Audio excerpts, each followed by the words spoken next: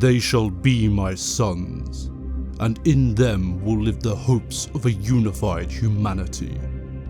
Theirs will be the strength to prevail, not only when victory lies within easy reach, but even when it seems unattainable. When doom settles like a shroud all about. In those times of darkness, my noble sons will shine the brightest of all.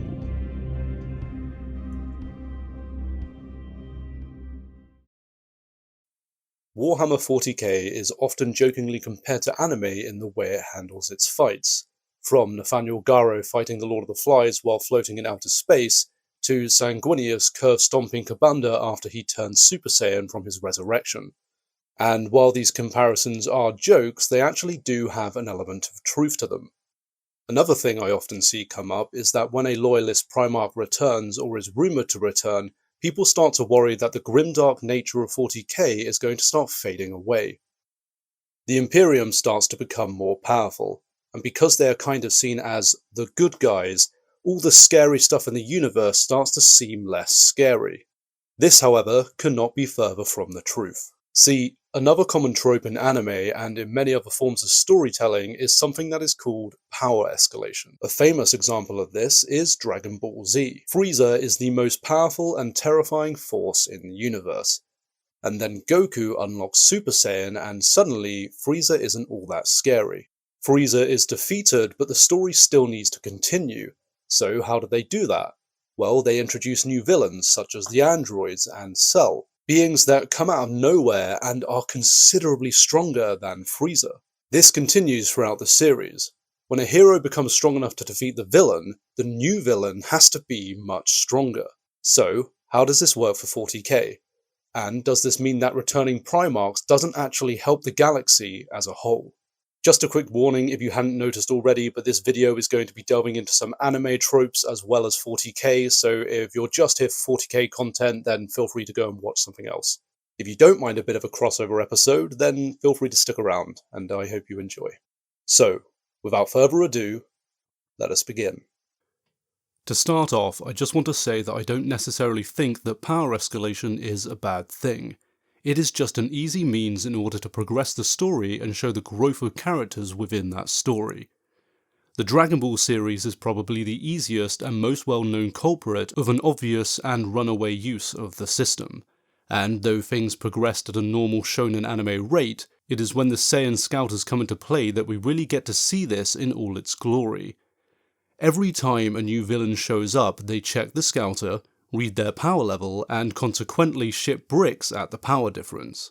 This is all well and good, but things start to get a bit silly when we go from the famous "it's over 9,000" scene, to Frieza stating that his power level is in the millions, and then eventually to the point that punches impacting each other is breaking the very fabric of the universe.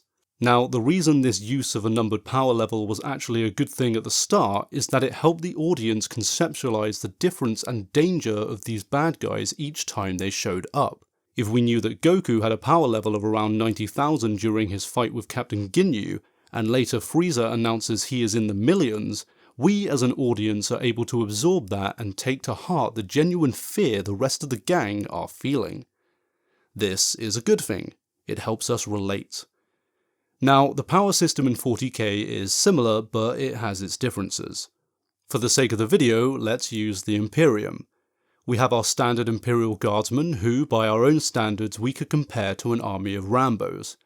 We then have Astartes, who can rip the doors off tanks, dodge gunfire, and move so fast that the human eye struggles to register it. And then you have Primarchs, who are essentially demigods, and are to Space Marines what Space Marines are to Imperial Guardsmen. And this isn't even including Psychers who can melt people with their minds.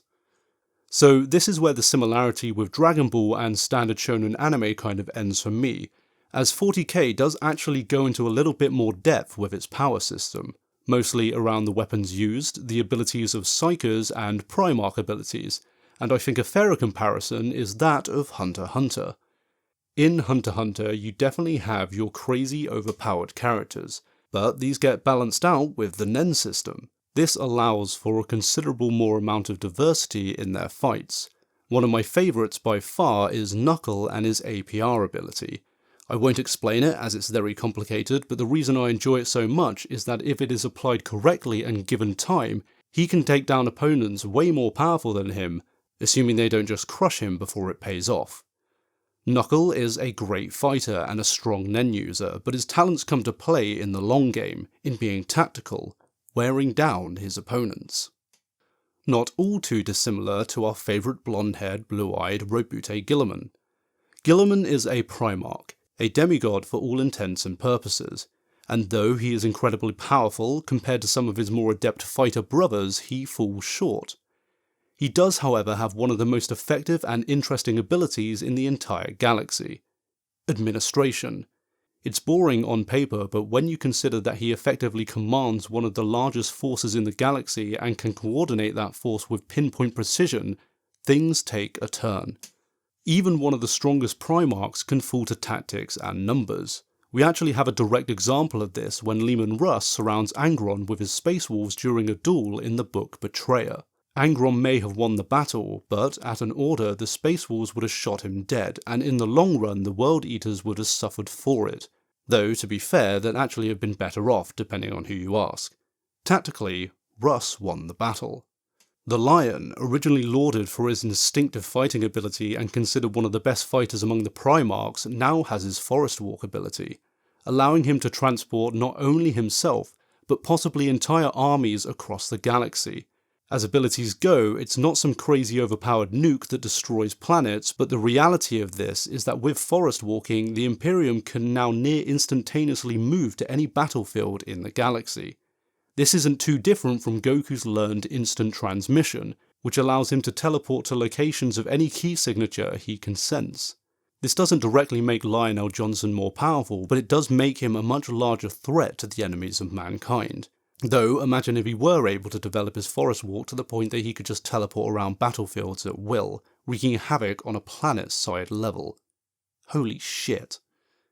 Anyway, this is Power Escalation and how I feel it is represented in the 40k universe. So, is it bad? I don't think so. Just because Primarchs are returning, and with newfound abilities that up their game, that doesn't mean that all other races in the galaxy are now at a disadvantage and the Imperium is going to be crushing all opposition. If anything, the Imperium has been at a major disadvantage this entire time. Space Marines are just poster boys, so of course the story is much more focused on them.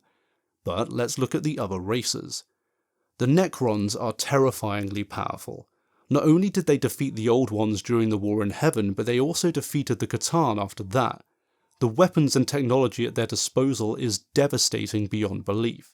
Even now, with the vast majority of their kind slumbering on the Tomb Worlds, they are still a deadly threat to the galaxy.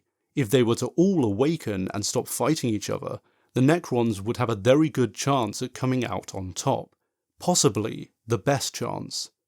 The Eldar after the War in Heaven were the dominant force in the galaxy, and continued to be so only until maybe within 1,000 years before the Horus Heresy, which is when Slaanesh was birthed and wiped out 99% of their entire race. In the scale of 40k, this is essentially recent history. Their gods were killed or shattered, though there is a prophecy of them returning one day to end Slaanesh. If you consider that an avatar of Cain, which is a millionth as strong as Cain himself, stood toe-to-toe with a young, somewhat demon-assisted Fulgrim, then just imagine how powerful Cain actually is. The power of an avatar of Cain is a bit inconsistent, but you could estimate that Eldar gods would scale far above a pre-corpse emperor level. The Orcs have descended from the Krorks, and have been shown to be capable of insane levels of unified strength when a war boss becomes powerful enough. And the interesting thing is that that power isn't just consolidated to the war boss himself, but distributes out to the entire Warg. They get stronger, smarter, even being able to speak perfect High Gothic, be tactically innovative, negotiate. For a species that's prime objective is have a good time and beat the shit out of everything, this level of evolution in a single generation is absurd. And don't even get me started on their power of belief. They just ram shit together with the intention of making it spacefaring, and so it is.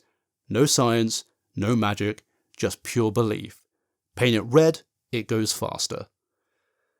Speaking of evolutionary advancement, the Tau advanced in technology so rapidly that even the Eldar has stated that their weapons almost exceed their own. 6,000 years and a random suspicious warp storm is all it took for them to go from the discovery of fire to a spacefaring empire that is actually capable of competing with all other factions within the setting. And the convenience of this is great for the Tau, as everyone is so busy killing each other that they have actually managed to not get wiped from existence yet. If this were the Great Crusade, they probably would have just been a blip on the history of events, much like the Interrex or the Oretian technocracy. And seemingly the Tau might now even have their own warp god. So that's a whole thing. If they survive long enough, just imagine how powerful they could be. And of course the Tyranids, quite possibly the largest threat not to just the Imperium, but to every single race in the galaxy as a whole. The thought that all these hive fleets are just tendrils slowly seeping from a much larger all-devouring force is nothing short of horrifying, as we have to slowly come to the reality that no matter who wins in this future that knows only war, all will be consumed and none of this bullshit ever mattered anyway. So you see, even if every single loyalist and traitor Primarch does return to the setting at some point, of which, by the way, I am strongly of the opinion that Sanguinius and Kurz absolutely must stay dead, and I do have videos on why I think that is the case, which I will link on the screen and in the description, I just don't see it as a big game changer that people think it will be. Hell, every single traitor Primarch could become loyalist and it still wouldn't lead to a full-blown Imperial conquest. The story will move forward. More powerful characters from the lore, old or new, will emerge.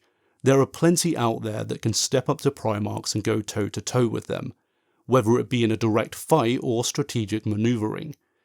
What we essentially have is a massive setting that has been building up its lore and mythology for nearly 4 decades, finally taking the steps to bring out its main characters in all their glory. Primarchs are no longer a thing of myth and legend. They are very real, powerful, flawed and traumatized. They are here to stay and make money for Games Workshop as plastic minis that we have to assemble and paint, which we promise will eventually do even if our grey pile of shame continues to grow. And that's it. What do you guys think?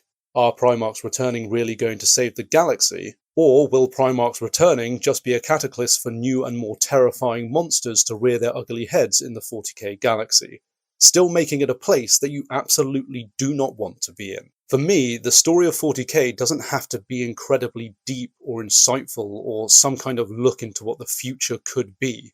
It just has to be really fucking cool. Alright everyone, if you liked the video, then like, comment, subscribe, share, do all those things that you know will help this channel grow. Let's feed the algorithm gods. Thanks again for watching, and ta for now.